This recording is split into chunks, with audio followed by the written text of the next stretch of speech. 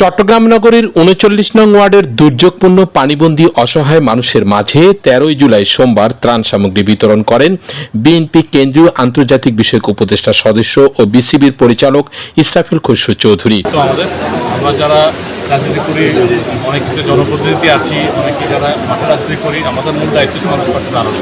তাই সেই ক্ষেত্রে দায়িত্ব আমরা পালন করছি। আজকে ত্রাণ কিন্তু আমরা বেশ কয়েকদিন ধরেই দিচ্ছি, আজকেও দিচ্ছি। যতক্ষণ পর্যন্ত এলাকার মধ্যে পানিবন্দী মানুষ থাকবে, সমস্যা থাকবে, আমরা ত্রাণ দিয়ে যাব। প্রতিটি ওয়ার্ডে দিচ্ছি, 29 নম্বর ওয়ার্ডে দিচ্ছি, আজকে 27 নম্বর ওয়ার্ডে ত্রাণ বিতরণ হয়েছে, বিভিন্ন ওয়ার্ডে ত্রাণ বিতরণ হচ্ছে, প্রতিদিন কিন্তু ত্রাণ বিতরণ হচ্ছে। ঠিক আছে, তো আমাদের যতক্ষণ পর্যন্ত মানুষের সমস্যা থাকবে, মানুষ পানিবন্দী থাকবে এবং পানির লেভেলটা যদি না কমে, আজকে থেকে অনেকটা কমে এসছে, আলহামদুলিল্লাহ, মানুষ কিছু স্বস্তি আজকে পাবে।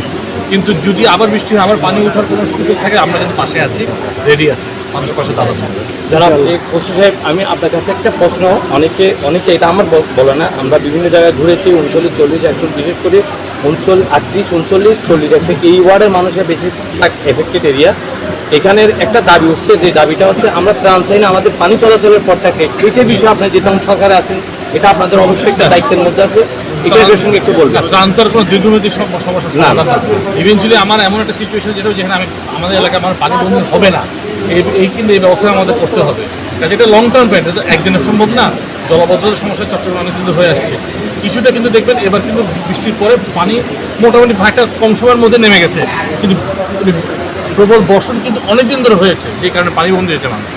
কিন্তু আজকে দেখলাম যে কিছু রোদ উঠেছে, এখানে আজকে আমি কয়েক ঘন্টা ধরে দেখছি যে বৃষ্টি নাই।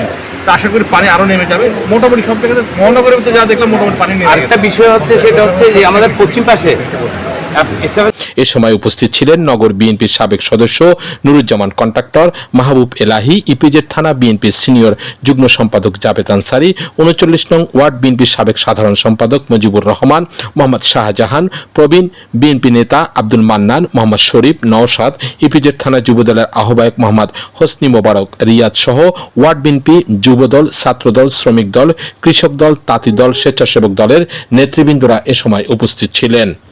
এ সময় প্রায় 3 শতাধিক পরিবারের মাঝে ত্রাণ সামগ্রী তুলে দেয়া হয়। আমিনুল হক শাহীন, দৈনিক নবচেতনা, চট্টগ্রাম।